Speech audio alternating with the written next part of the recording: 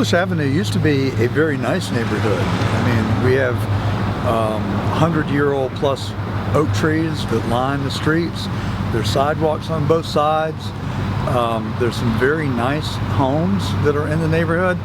So it used to be an area that was populated with middle-class families.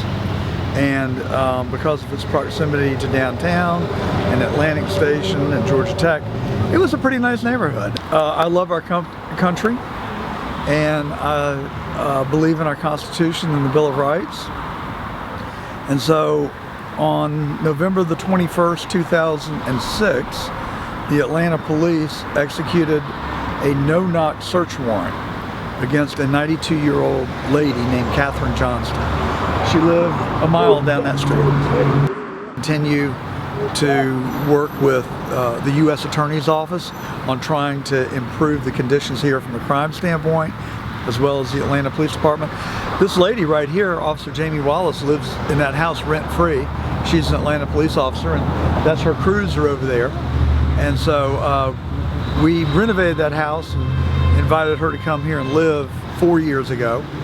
We have another house on Elm Street that we're currently recruiting another Atlanta police officer to come and live in the neighborhood. So that's kind of the justice component. But a convincing case can be made that the Lord called Ms. Johnston home, but in the process got a lot of people focused on English Avenue, and that set a lot of things in motion.